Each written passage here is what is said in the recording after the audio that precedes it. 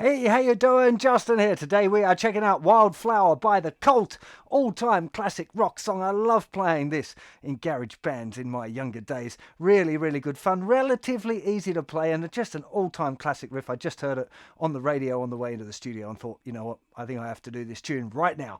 So the main riff is based around a B bar chord, okay? So starting off with the first finger on the second fret of the fifth string. Third finger is going to be barring the fourth fret on strings 4, 3 and 2. Trying to lift up a bit to mute the thinner string. Tip of the first finger should be muting the thicker string, but one little tip here, I often use my little finger of my picking hand to rest on the thinner string to make sure that string doesn't ring out, because we really want to get the whole chord for this riff. So we're basically playing the B chord, then we lift off first finger and play the open A string, and then the chord twice more, all with down picks. Okay, you can hear really important things here are the rhythm and the muting. Okay, so first let's deal with the rhythm. The first chord comes on the and after 4. So 1, 2, 3, 4, and 1 and 2, 3. Okay, the open string comes on the and after 1, and the next two chords come on beats 2 and 3. Okay, let me just turn the volume down a bit so you can hear it nice and clear. So 1, 2, 3, 4, and 1 and 2, 3, 4, and 1 and 2, 3, 4, and 1 and 2, 3, 4, and 1. Okay, now usually with songs like this, it's a lot easier to learn the rhythm by listening to the original recording. I can't recommend that highly enough, but sometimes understanding the count can really help as well. And in particular, this technique of pushing a chord, and this pushing is playing a chord an eighth note earlier than the bar. So usually the chord will come on an and after 4. So 1, 2, 3, 4, and 1, 2, 3, 4, and. Each time it kind of gives it it feels almost like, to me, like I'm getting pushed in the back. So it's kind of pushing it forward a little bit, but moving the chords forward earlier than you might anticipate. Okay, it's called pushing a chord. Happens a lot in this song, but it happens a lot in rock music generally as well. So it's a technique that you want to learn for sure. Nearly all of the chords in this song are pushed, by the way. So that first chord is played 8 times there for the intro. Then it's played another 2 times for the start of the verse. Then we go up to a D chord, okay, a full D bar chord. So first finger will be playing the 5th fret of the 5th string. That's the root note. Third finger will be barring the 7th fret of strings 4, 3, and 2. And again, lifting up for the thinner string, and or using your little finger of your picking hand to rest on the thinner string, using the tip of your first finger to mute the thicker string as well, although your down pick should be starting from the 5th string anyway, really, to tell the truth. And with the D chord, we play the same rhythm, but instead of playing the open string by lifting off the first finger, we lift off the third finger, and we've got the bar underneath with the first finger. So, okay, so the D, then we lift off the third finger, we've got the first finger barring all of those strings, and put it back down again. Again. And 2, 3, 4, and 1, and 2, 3, 4, and 1, and 2, 3. Okay, it's exactly the same rhythm again. We just do it once, though, on the E, before we go to an open E power chord. Open, thicker string, 2nd fret, all played with the first finger. And we're going to play the same rhythm, but we're going to lift off the first finger. And we're only playing the thickest 3 strings. So 1, 2, 3, 4, and 1, and 2, 3, 4, and 1, and 2. All down picks again, okay? That's really important. They're all down picks and they've all got that same rhythm. The pushed first beat, the and after 1, and then beats 3 and 4 for the main chord. Now, let me play around that verse so you can hear all of that in context. I'll count it and do it real slow as well. So 2, 3, 4, and 1, and 2, 3, 4, and 1, and 2, 3, 4, and 1, and 2, 3, 4, and 1, and 2, 3, 4, and 1, and 2, 3, 4, and 1, and 2, 3, 4, and 4. Now, after 4 times through, you can hear a second rhythm guitar and a bass pumping 8th notes, which really makes it feel like it's moving a little bit more. Now, even though it's a separate part, whenever I've been playing it in a kind of covers band situation with one guitar, I tend to incorporate that in. So after I've played the little, I'm ended up continuing my picking.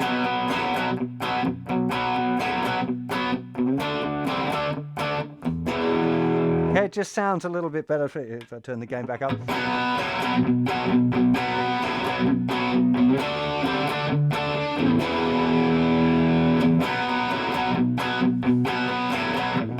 Okay, so that's not what's going on the original recording. It's just a very clear cut, nice tight part. And one of those things, actually, I kind of skipped over it a little bit, was the muting of how important those kind of riffs are, because it's not just the notes that you're playing, it's where you're not playing as well. So you really want to make sure that you got that. There's a mute there, so I'm just using the outside part of my hand. I'm releasing the chord grip as well. Okay, so the outside part of my hand's coming right down because you really want that to be silent there.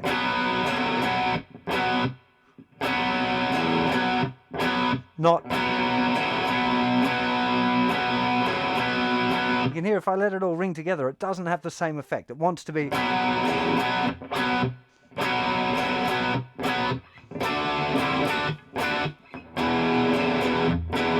Actually on the E.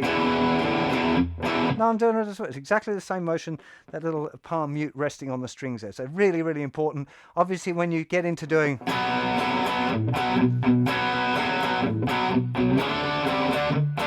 Okay, now I'm using palm mute. So I'm using the same kind of technique, but I'm keeping the palm mute there all of the time.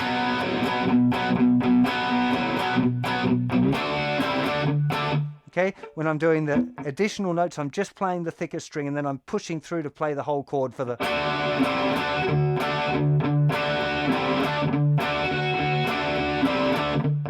Sometimes when I'm trying to do it slowly, some of the notes of the chord there are ringing out. But again, practicing doing that at slow speed makes it kind of awkward. At real speed, you know, once you've got your palm muting technique down, it should kind of all come together. One would hope, anyway.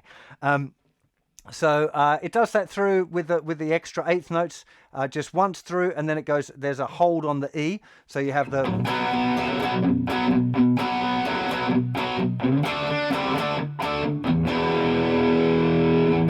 And it's all pushed again. So 3, 4, and 1, 2, 3, 4, and 1, 2, 3, and 1, 2, 3, 4, and 1, 2, 3, 4, and. So all of the chord changes are happening on the ands there, okay? It makes it really, really strong groove because the whole band are doing it together and it really, you know, it sounds wicked. And then after the verse, it goes in the chorus. Very, very similar idea again here. We've got the E chord, which we had earlier. Same pattern with a little... Same rhythm, same muting, all of that. The A chord...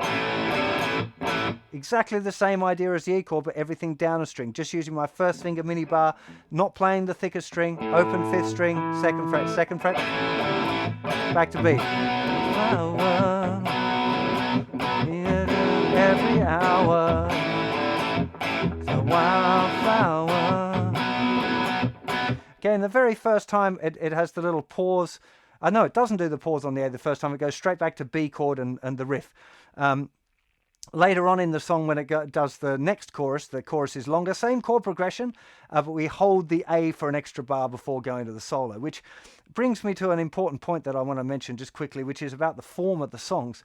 So I really think it's a good idea, no matter what stage player you're at, that you learn about the form of a tune and be able to kind of write down a little cheat sheet for yourself about how long each different verse is and what the form is, how long you're going to play what ones. Now, learning by listening a whole heap of times is the best way, but making little notes for yourself on a piece of paper, not like a whole music chart or sheet music with the lyrics and any of that, just roughly how many times through you're going to do. So you've got a little guide that you can look at as you're playing along with the track. I really think that's something that you should be getting into doing, and it'll force you to listen, because I'm not going to tell you, oh, you have to play that many times through. Just listen to the track. That's how you should be learning that stuff, not always somebody telling you play that one 4 times and then this one 3 times, because your ears should be able to tell you that when you listen to the original recording, right? So into the solo now, and I'm not going to teach you the whole solo, but I'm going to give you some hints in a sec. So the solo is going to an F sharp power chord. Okay, it's exactly the same idea with the riff, lifting off the first finger. So just like the B power chord that we've had, but on the thicker 3 strings, we're just playing those 3 thicker strings for that riff as well. I think it does it 8 times, and then it moves to the B chord. It's just the same as that we had before. Then we've got some stops on the F sharp where we go 1, 2, 3, 4, 2, 2, 3, 4, F sharp 2, 3, 4, 1, 2, 3, 1, and then we're back into a double chorus, I think, at that point. So it's relatively simple again. The solo section, all of the F sharp stuff is based around the F sharp minor pentatonic scale. Then when it goes up to the B, it's using the B minor pentatonic scale. And then when it goes back to the F sharp, it's back on the F sharp minor pentatonic. The very first part of it is all experimenting using squealy. So that kind of thing, okay? So it's just playing the 2nd fret on the 3rd string. You're getting some pinch harmonics. Okay, very, very simple idea, very classic kind of a rock idea. The one bit that's a little bit weird, he's doing this. So he's playing 2nd fret on the 5th string with a bit of a bend, and then the thinnest 2 strings at the 2nd fret. And then, if I remember right, something along those lines. It's all, again, it's just minor pentatonic, a lot of the 2-note thing, almost like Chuck Berry kind of riffs, but in a rock context, okay? That's playing the 4th fret on the 2nd and 3rd string.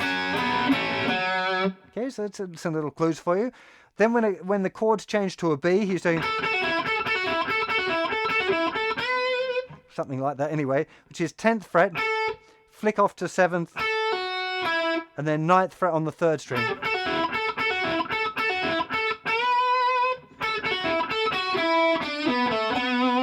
Something along those lines. Again, it's just minor pentatonic on the B minor. When it goes back to the F sharp,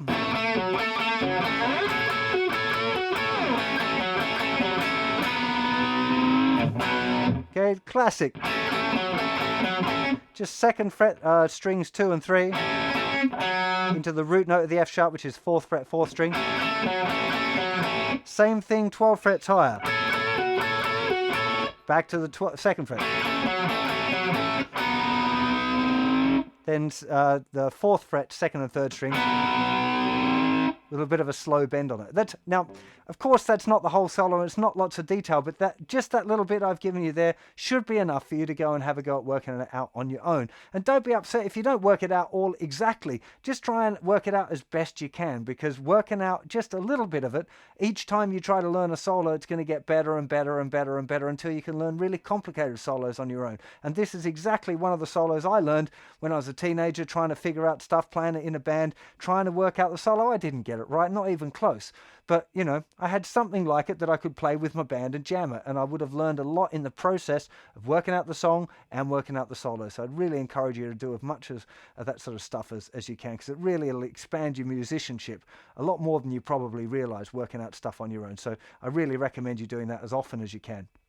Anyway, enough of my ranting about that sort of stuff. I hope I've given you enough tools to be able to work out the rest of the song and work out the elements and arrange it yourself. So if you enjoyed this, please do go and check out the website. There's more than 1,000 lessons. They're all completely free, really well organized and all that. And if you dig what I do, please subscribe to my YouTube channel. I really appreciate your support. See you for plenty more very soon. Take care of yourselves. Bye-bye.